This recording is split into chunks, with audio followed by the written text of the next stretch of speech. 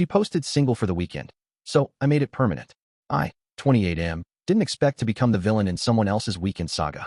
But the moment I saw that video, that smug, trashy clip of my girlfriend making out with a stranger while her friends egged her on, something in me snapped. Not in a fit of rage or some dramatic meltdown. No, what I felt was colder, sharper, like something solid had just cracked clean in two inside my chest, and all that remained was clarity. Her name was Rachel, 26F, and we'd been together for 3 years. Not months. Years. We weren't some casual situationship. She met my family. I met hers. We'd spent holidays together. She knew my coffee order down to the extra shot of espresso I needed on Monday mornings, and I knew her late-night cravings for sour candy and Thai takeout. We weren't perfect, but I was all in. I genuinely thought she was, too. We'd recently started talking about moving in together. I'd even done the responsible thing and crunched the numbers, budgeted out rent, groceries, commuting costs. Picked a few places halfway between our jobs. I wasn't daydreaming. I was preparing. She'd left a drawer at my place. I had stuff at hers. We were intertwined. Or so I thought. A few weeks back, Rachel mentioned a girl's trip to Miami. One of her college best friends was getting married soon, and this was going to be their last hurrah. Classic beach trip. Brunches, spas, maybe some light clubbing. All harmless, right? I mean, I trusted her. Why wouldn't I? When she packed her bags, she was humming to herself, laughing at the playlist she'd made for the trip. She kissed me goodbye at the airport and reminded me, "Don't forget to water the plants." And like a dutiful boyfriend, I did. I watered those stupid succulents and that moody fiddle leaf fig she got for positive energy. I even set a reminder on my phone. The first day, she texted a quick, landed safe red heart, and then, nothing. No check-in that night. No miss you text. Not even a look at this cute beach pic snap. Strange, but I gave her the benefit of the doubt. It was her weekend. Maybe she just needed to unwind. The next day brought a few half-hearted updates, blurry mimosa shots, a boomerang of clinking glasses, and a photo dump of her and the girls in bikinis. She looked happy, carefree. But then Sunday hit. The day that broke the illusion. It was around noon. I was scrolling through Instagram, just killing time before heading out to the gym. That's when I saw it, Jenny's story. Now, Jenny is one of those friends. The kind who acts sweet in person but always has an eye roll loaded and ready whenever I walked into the room. She never liked me. I knew it, Rachel knew it. Hell, even Jenny's dog probably knew it. But I never thought she'd be the one to light the match. The caption on her story read, "Single for the weekend. Kiss mark lipstick bottle with popping cork." My stomach tightened. I tapped it without even thinking. And there it was, the video that flipped my entire world on its head. Rachel, in a tight red dress I'd complimented her on before she left. Arms wrapped around some guy I'd never seen. She was laughing. Not that sweet, casual laugh I knew. No, this was different. Loose. Sloppy. The kind of laugh that happens after too many shots and too little accountability. Then she leaned in. Kissed him. Full on. Deep and unbothered. While her friends, her supposed bridesmaids in training, cheered. Laughed. Filmed. And the kicker? Jenny tagged her. Bold as hell. Like they weren't even trying to hide it. I sat there staring at the screen, the sound of that low nightclub bass still echoing in my head. I watched it again. And again. It was like time slowed down. I caught every detail. Rachel's chipped nail polish. Her hand in that guy's hair. Her tongue in his mouth. And then I smiled. Because in that moment, everything became terrifyingly clear. She wasn't drunk and making a mistake. This was deliberate. Staged. Shared. They posted it. Tagged her. Laughed about it. Which meant I wasn't just cheated on. I was a damn joke to them. But she forgot one thing, the flight. See, when Rachel planned her trip, she booked the hotel with her friends, but the flights? I'd gifted her the round trip using points from my airline account. My treat. My loyalty perks. I thought I was being sweet. Supportive. Helpful. What a fool I was. So, I opened the airline app. Pulled up her reservation. And with one deep breath, I canceled it. Just like that. Poof. Her Monday morning flight from Miami to JFK? Gone. Refund issued straight back into my account. But I didn't stop there. I blocked her. On everything. Instagram. Blocked. WhatsApp. Blocked. Phone. Blocked. Even on Venmo and the food delivery app we use to split late-night sushi orders. Hell, I even removed her access to the shared Spotify Premium. Goodbye, playlists. Goodbye, chill Sunday mornings. And then, I drove to her apartment. I had her spare key. I was still on plant duty, after all.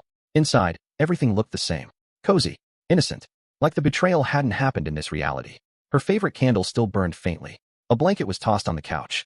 But all I could see was that video. I moved quickly. I packed up every single one of my things. My sneakers by the door, my charger from the bedside, my worn hoodie she always stole. Even the half-used shampoo bottle in the shower. I wasn't leaving a trace behind.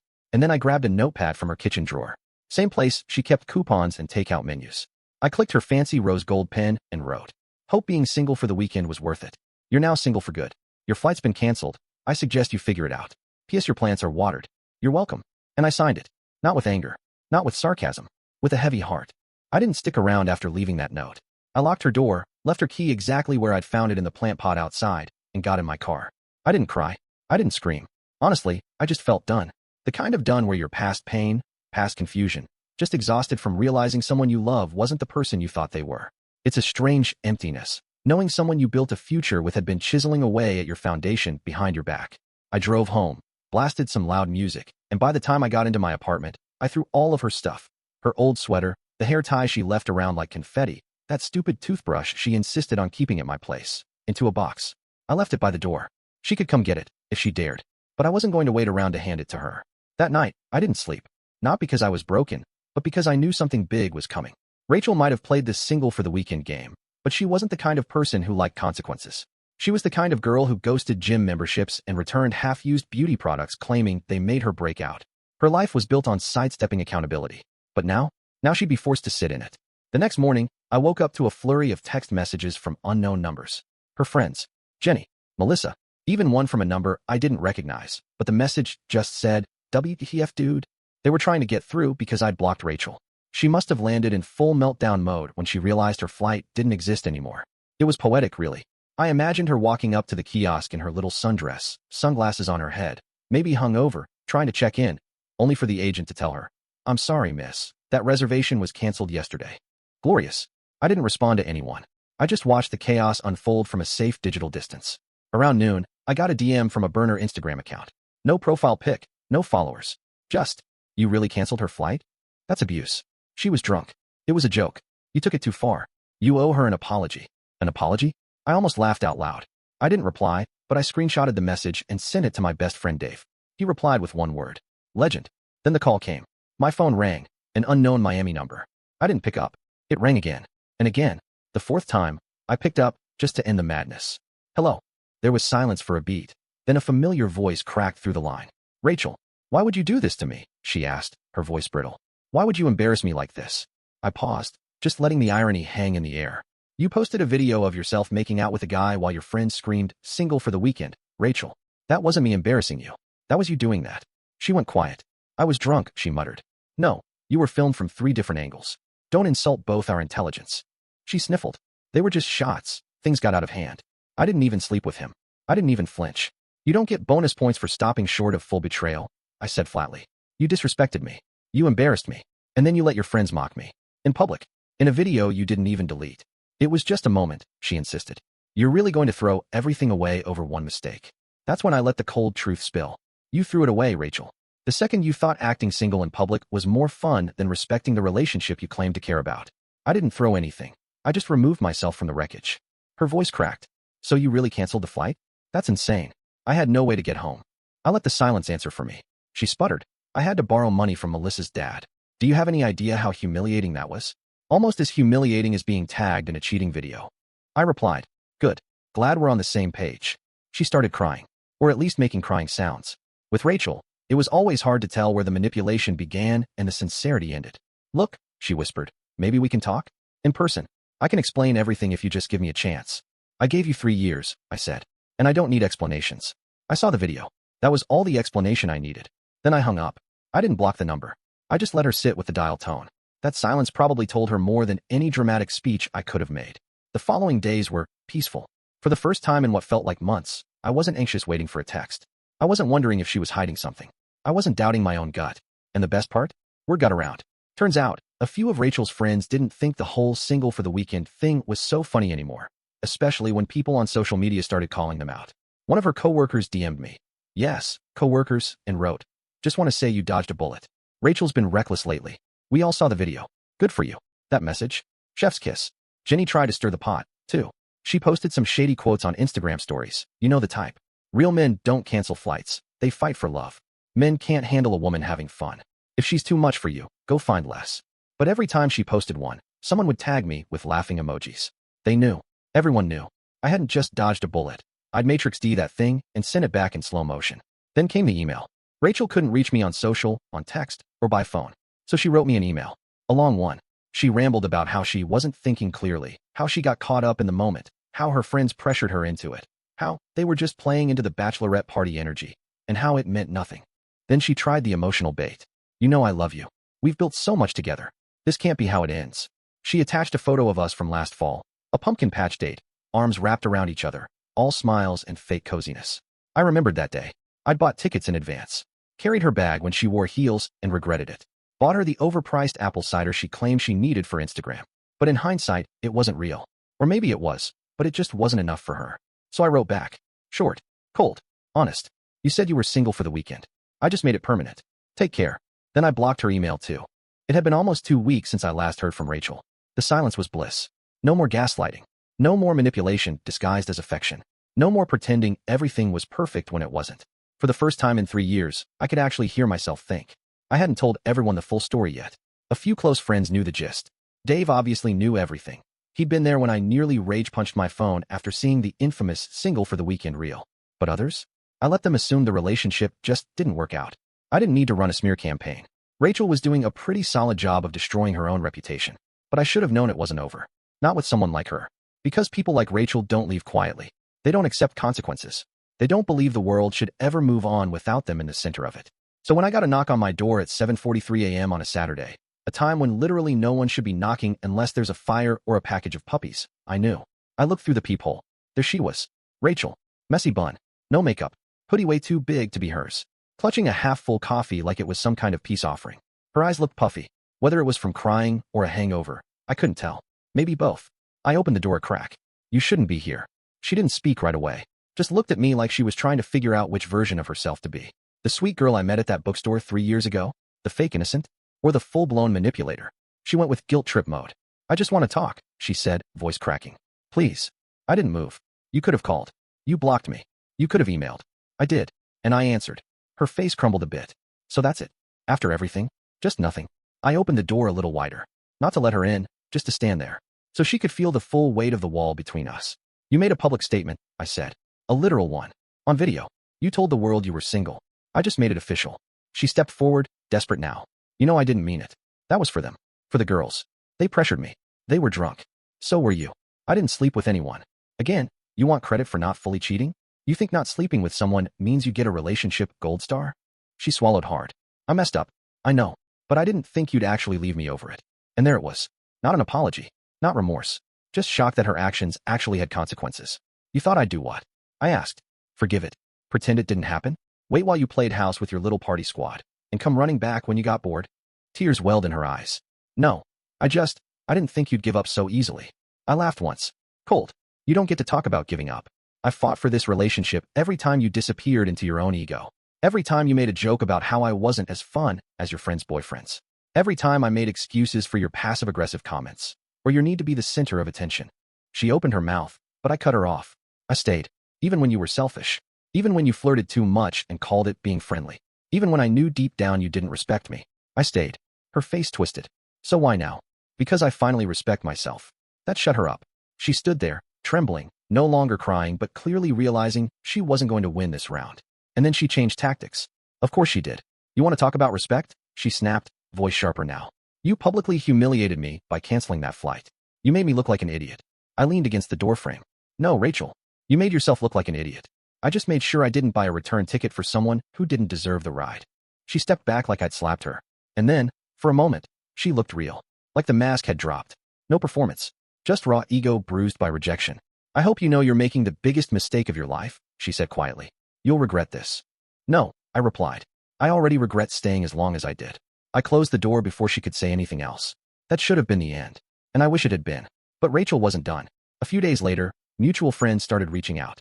Not to comfort me, but because Rachel had started spinning her version of the story. She said you were controlling, one said. She told people you were emotionally distant, another added. She's been saying you manipulated her by isolating her from her friends. I didn't even flinch. Let her talk.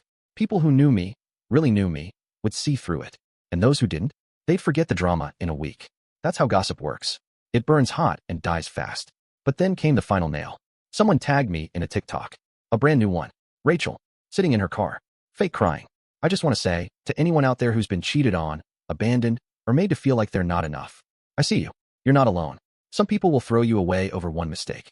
Don't let them convince you that you're unlovable. I watched it twice. 3 times. And then I reported it for misinformation. Petty? Maybe. But satisfying? Absolutely. Weeks passed. Life settled.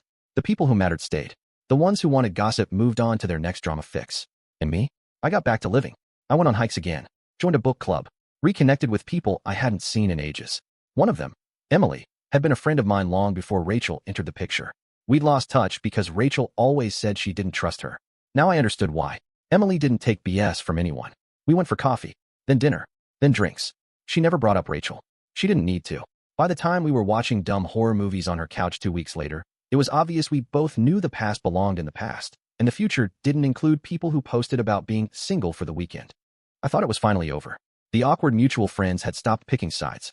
Rachel's crocodile tear TikToks were getting fewer views. Her love-bombing texts had gone quiet. And Emily, well, she'd become a calm, grounding presence in my life. We were close. Closer than I'd been to anyone in years, honestly. But with Rachel, quiet is never peace. It's the sound of a storm waiting to detonate. And it did. I was at work when I got the email. It was from my building's property management office.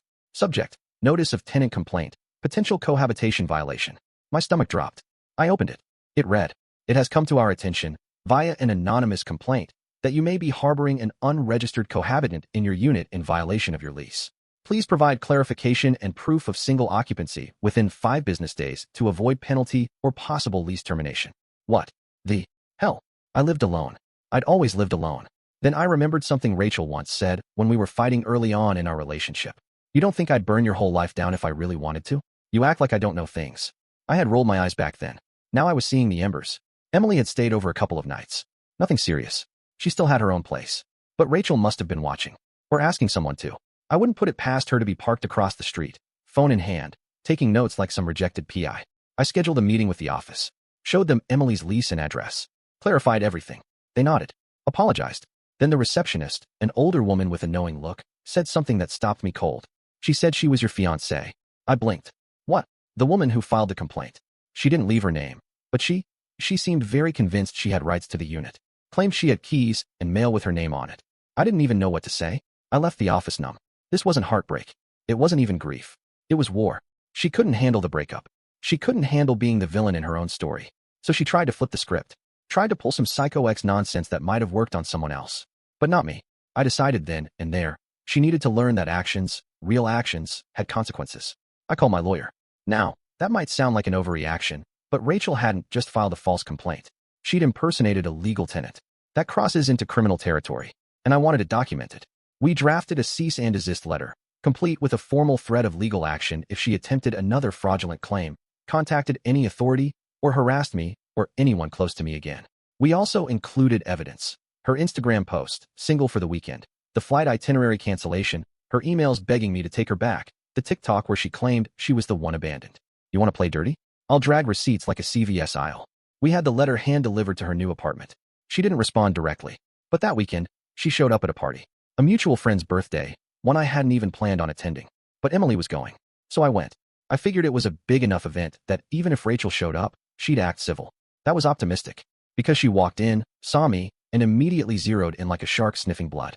She was wearing a slinky black dress, full glam, and that same fake smile charm she used when she wanted people to like her before she pulled the knife. "Wow," she said loudly. "I guess some people really do move on fast." Heads turned. Emily looked at me, confused. I gave her the tiniest nod. Rachel wasn't done. "Just curious," she said, taking a swig of whatever overpriced cocktail was in her hand. "Did she start staying over before or after you ditched me at the airport?" "Rachel," I said evenly, "this isn't the time." "Oh no, by all means, let's talk," she said, eyes glittering with drama. "I mean, you wrote me off over a stupid TikTok, but you're shacking up with someone who ghosted you 2 years ago." Everyone was watching now. Emily finally stood. "You know what? You're embarrassing yourself." Rachel turned. "Oh honey, you don't know anything about what we had." Emily crossed her arms. "I know exactly what you had and lost. And from what I've seen, all you've got left now is bitterness and a rented dress." A few people choked back laughs. Rachel's face burned red. "This isn't over." Emily didn't miss a beat. "You're right. It's not. But your chapter in his story definitely is." Rachel stormed out. I exhaled. Later that night, I thanked Emily. Not just for defending me, but for getting it. For understanding that what Rachel had done wasn't just a breakup. It was an attempt at erasure. And Emily had pulled me back into focus. The final straw came a week later. I got a message from Rachel's cousin. Someone I barely knew. She apologized for what Rachel had done and included a screenshot. Rachel had tried to start a GoFundMe. "I was emotionally abused and displaced by my ex. I'm trying to recover from the trauma and find stability. Anything helps." The goal was $10,000. It had raised $37. And one of the comments? Didn't you cheat and get dumped on TikTok? Girl, bye. I didn't even report the page. She was burning her own castle down brick by brick. I didn't need to lift a finger. I saw her one last time. Pure coincidence. Grocery store. She was in line ahead of me, wearing sweats and sunglasses indoors like some kind of bargain bin celebrity. She glanced back, noticed me, and then quickly looked away. But not before I saw the flicker of something behind her expression. Regret? Loneliness? It didn't matter. Because for the first time in forever, I felt nothing.